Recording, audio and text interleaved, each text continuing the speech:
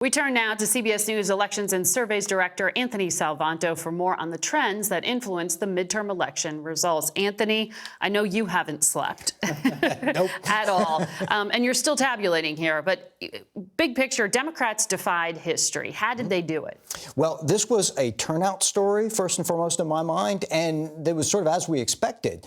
Our viewers may remember a couple of weeks ago when we were talking about the effect that turnout could have and how Republicans were on path to a narrow majority, but that the House could become even if younger people especially turned out in force. And what happened? They did. Their numbers started approaching the 2018 record levels.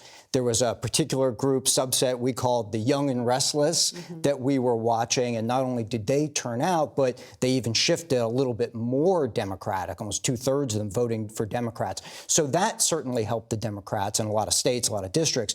But the other thing it did was it offset in a relative way the impact of the MAGA Republicans. We'd call them the Trump true believers. And they certainly turned out and had impact, but not as much in that relative way, again, because the Democrats and the younger people had turned out.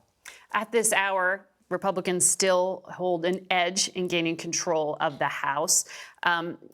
It's a slimmer majority if they get it. What broke in their favor? Well, let me start with another group that you and I talked about throughout this campaign, and that was the pressured parents.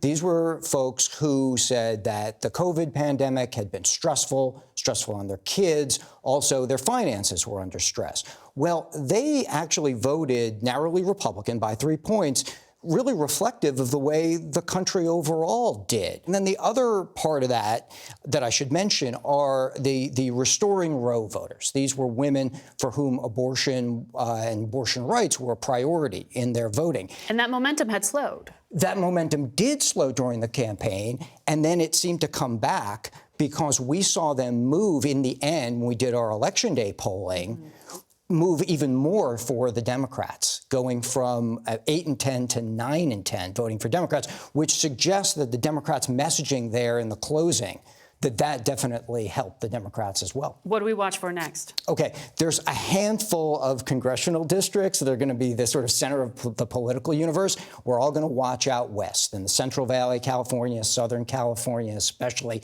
and we're probably going to have to go district by district until somebody gets to 218. Going to be a couple of days, maybe a couple of weeks. This is typical. These places, I should say, often count their ballots over days and weeks, but that's what we're watching. Anthony Salvanto, get your coffee going. Indeed. Thank you.